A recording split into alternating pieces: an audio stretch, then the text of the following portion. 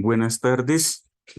Hoy voy a explicar cómo el uso de herramientas de inteligencia artificial nos pueden ayudar en las asignaturas a nosotros como docentes. Entonces, por ejemplo, esta es Perplexity, una herramienta de inteligencia artificial en la cual, pues, yo le pregunto, ¿cierto? ¿Cómo crear una base de datos para facturación en SAN utilizando MySQL?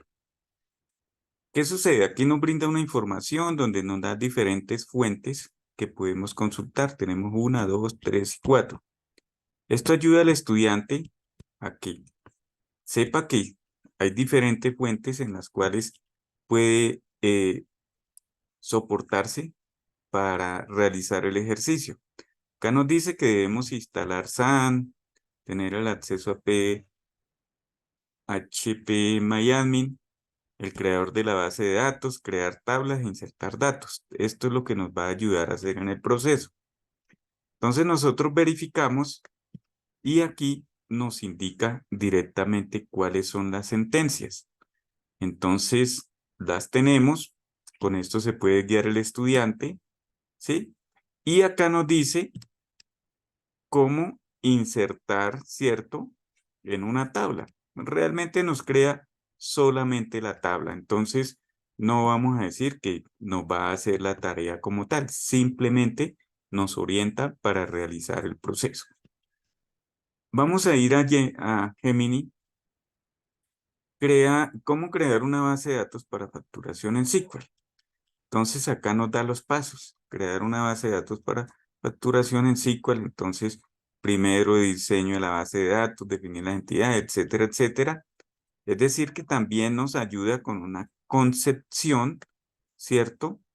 Pero si nos damos cuenta, no nos la está creando, como dicen muchas personas, que realmente nos hace el ejercicio. Mire, nos está dando una orientación de cómo generar la base de datos. Obviamente, debemos de contar con conocimientos previos en bases de datos, en SQL, en hacer el proceso de normalización, crear el modelo entidad-relación, utilizar la lógica y todos estos aspectos que nosotros debemos de tener en cuenta. Ahora vamos a hacerle la misma pregunta a ChatGPT. Resulta que aquí nos dice que primero necesita diseñar la estructura de la base de datos. Aquí te proporciono un ejemplo básico de cómo podrías diseñar una base de datos para facturación. Efectivamente tenemos, ¿cierto?, el código para crear. Inclusive aquí nos muestra el código de 4 tablas que efectivamente nosotros vamos a llegar allí a la herramienta como tal. Primero, la persona que vaya a crear la base de datos pues debe saber de que existe una herramienta que se llama Sistema Gestor de Bases de Datos. Entonces voy a llevar el código de estas tablas y voy a explicar un poquito más el contexto para que se den cuenta realmente cómo nos puede brindar la mano al momento de tener que hacer este tipo de actividades.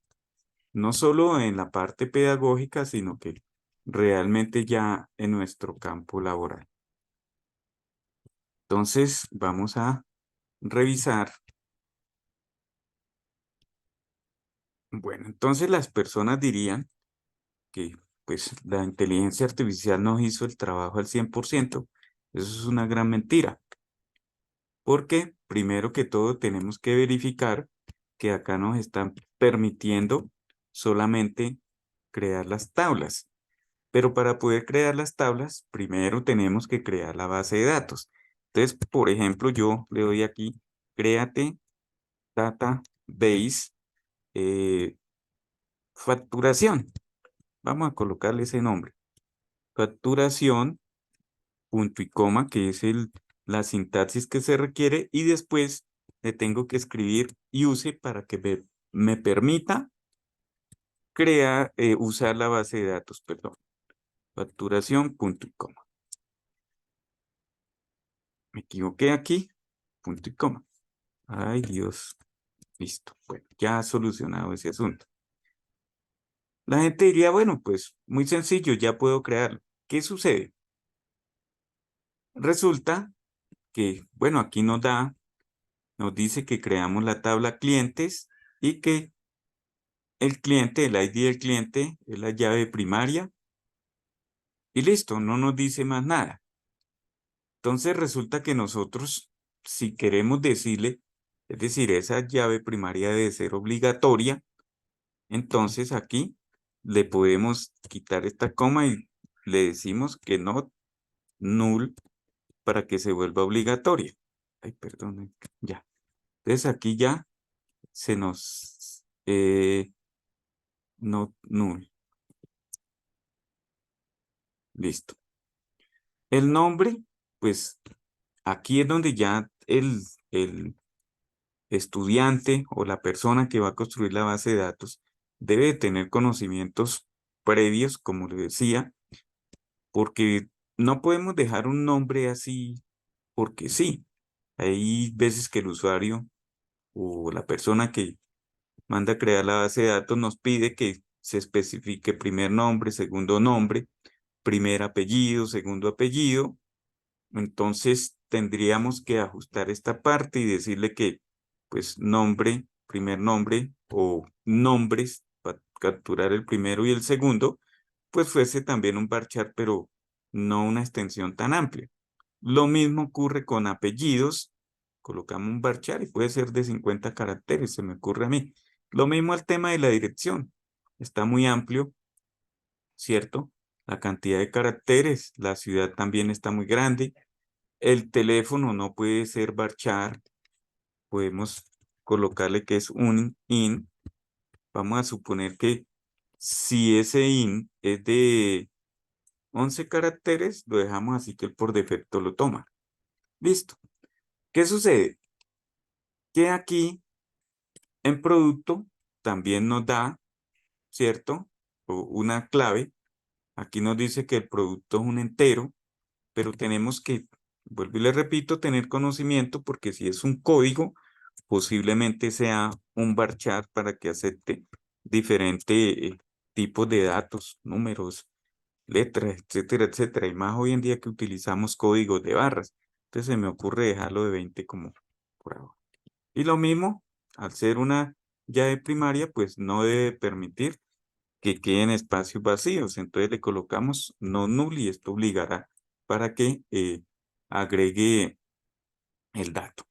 Aquí en nombre, pues obviamente yo le colocaría que es el nombre del producto para que se den cuenta que realmente se requiere conocimiento. Es decir, es una guía porque nos ayuda, nos acerca al resultado, nos da una buena mano, pero importante tener en cuenta de que siempre necesita del humano para poder hacer esta herramienta. Empezando que esta es una herramienta aparte porque es un sistema gestor. Entonces, la persona que lo va a hacer debe acudir y generar el código allí. Esto no es simplemente que ChatGPT o Gemini o Barría o la herramienta que sea le va a hacer el trabajo. No, eso es una gran mentira.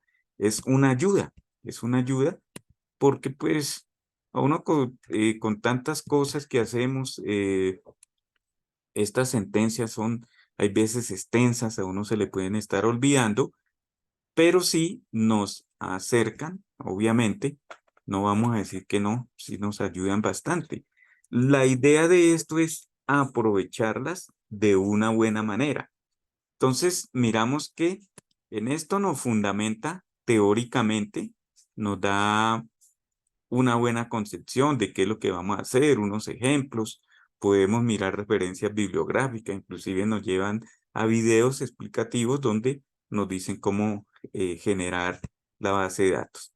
Eso era lo que les quería comentar el día de hoy. Estas herramientas es para darle un uso adecuado, para reforzar los conocimientos de los estudiantes, para generarles mayor confianza y ayudarlos a que trabajen con estas herramientas, que las apropiemos de una manera ética y responsable.